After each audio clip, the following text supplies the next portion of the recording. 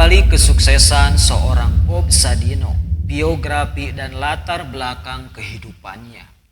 Siapa yang tak kenal sosok ternama Bob Sadino? Adalah salah satu pengusaha yang mengenyam kesuksesannya dari dunia bisnis di Indonesia.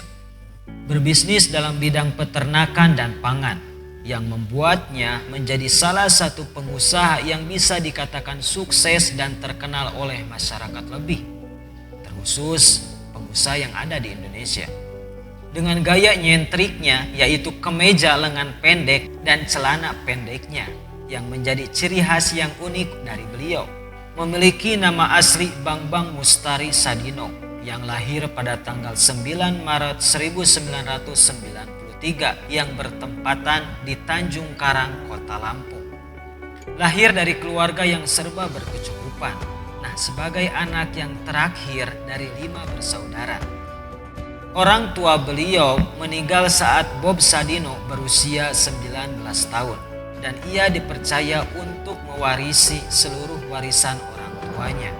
Karena selain beliau anak bungsu, Bob Sadino juga mempunyai kakak-kakak yang bisa terhitung sudah mapan dari segi ekonomi. Maka warisan dari orang tuanya diberikan kepada Bob Sadino. Dengan warisan dari orang tuanya, Bob Sadino memanfaatkan setengahnya itu untuk pergi dan tinggal di Belanda. Ya, kurang lebih 9 tahun. Di sana ia bekerja di Jakarta Lilot yang bertepatan di kota Amsterdam. Beliau juga tidak hanya bekerja. Beliau bertemu dengan sosok wanita Indonesia yang bernama Solami Sujud yang beliau nikahi. Pada tahun 1967, Bob Sadino beserta istrinya kembali pulang ke Indonesia dengan membawa 2 mobil Mercedes buatan tahun 1960-an. Ketika di Indonesia, 1 mobil yang ia miliki dari 2 mobil tersebut ia jual untuk membeli sebidang tanah di Kemang, Jakarta Selatan. Fase di mana seorang Bob Sadino menjadi seorang pengusaha sukses. Tinggal di Indonesia, Bob Sadino bekerja pada awal mula di PT Unilever Indonesia.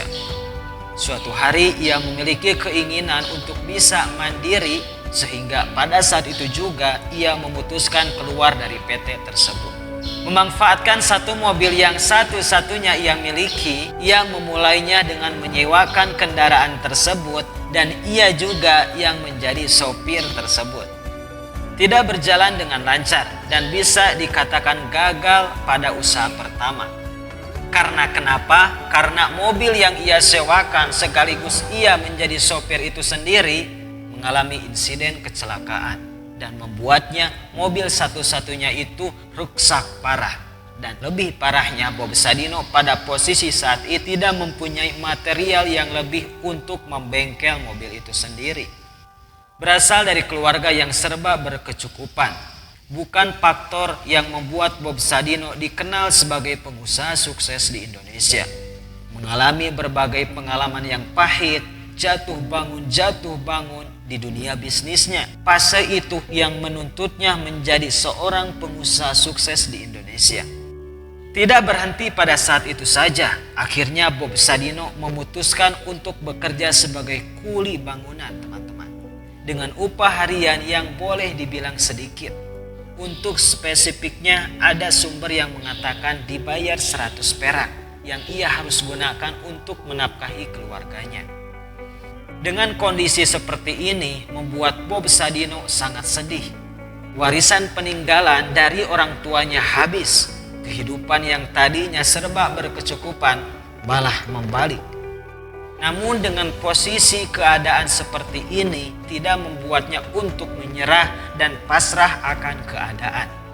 Singkat cerita, suatu hari ada seorang sahabat Bob Sadino yang memberikan saran dan usul untuk berbisnis dalam ternak dan menjual telur ayam negeri. Karena melihat pada saat itu telur ayam negeri masih jarang di pasaran. Mungkin ada 1-2. Melihat peluang tersebut, kemudian Bob Sadino menangkapnya tanpa panjang pikir dan ia lakukan beserta istrinya. Ia mulai berbisnis dengan berjualan telur ayam negeri yang ia tawarkan lewat door to door, pintu ke pintu, kepada orang asing yang tinggal di daerah Kemang, Jakarta Selatan.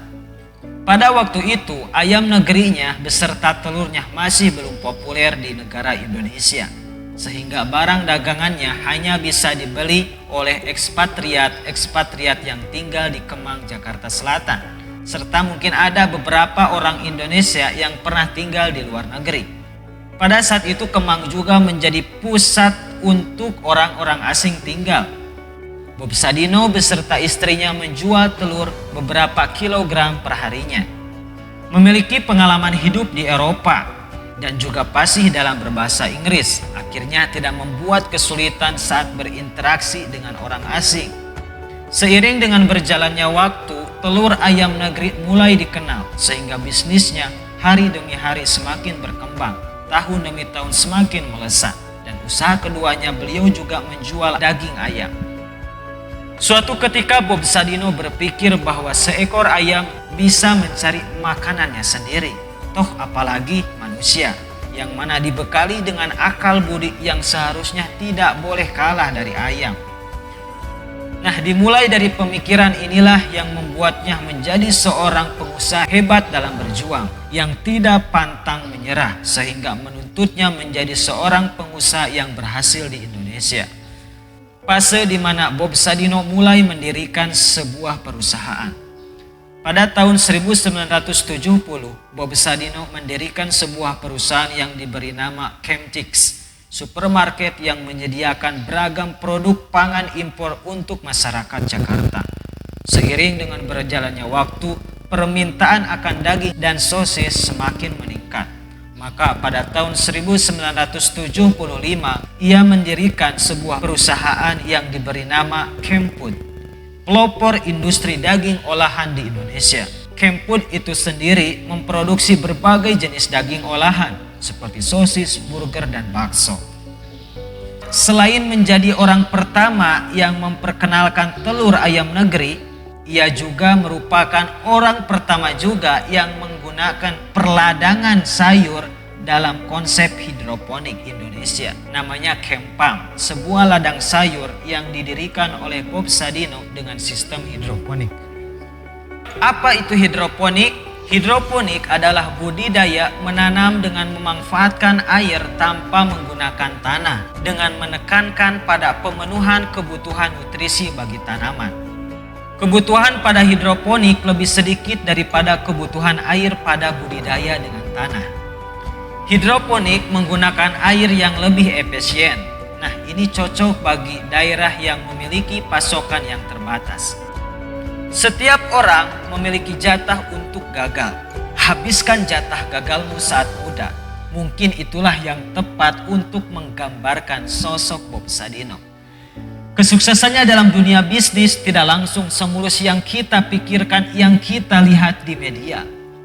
Ia percaya bahwa setiap langkah sukses selalu diawali dengan kegagalan. Keberhasilannya tidak terlepas dari ketidaktahuannya, sehingga ia lebih mementingkan tindakan daripada perkara yang lain. Menurut Bob sendiri, banyak orang yang memulai dari ilmu. Itulah salah satu kelemahan yang banyak orang terlalu banyak berpikir daripada action. Terlalu banyak wacana daripada melangkah, sehingga langkahnya itu terlalu lambat untuk bisa diaplikasikan. Dan itulah yang sudah ditunjukkan oleh Bob Sadino sendiri.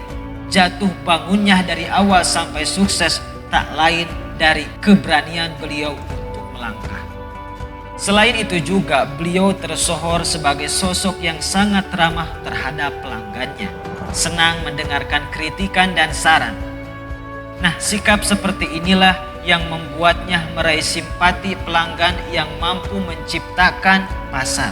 Menurutnya, kepuasan pelanggan akan menciptakan kepuasan diri sendiri. Karena itu ia selalu berusaha melayani pelanggan secara totalitas. Fase di mana Bob Sadino meninggal dunia. Semenjak meninggalnya Soelami Sujud, istrinya tercinta, kesehatan Bob Sadino semakin menurun. Sempat pula dirawat secara intensif selama 2 minggu di rumah sakit yang berada di Pondok Indah. Namun pada tanggal 19 Januari ia meninggal dunia karena sakit. Meninggal karena penyakit komplikasi yang awalnya cuma flu, karena faktor usia juga banyak penyakit-penyakit yang lain. Selain itu juga beliau sempat menderita pernapasan yang kronis. Namun tidak berakhir sampai sana. Jasad boleh tidak ada di Indonesia, namun beliau dicap, disoroti, distatuskan menjadi seorang inspirasi. Karena tidak hanya sebagai seorang pengusaha dengan populernya, Bob Sadino tidak jarang tampil untuk memberikan motivasi kepada pengusaha Indonesia. Berbagai pengalaman suka dukanya ia selalu sharingkan kepada mereka. Dan berikut merupakan kumpulan kata-kata Bob Sadino yang sering ia lontarkan kepada mereka. Namun sebelumnya, bagi teman-teman yang belum support channel ini, yuk bisa yuk OTW 500 subscriber. Jadi mohon subscribe, like, komen, dan share video ini semampu kita. Hatur nuhun.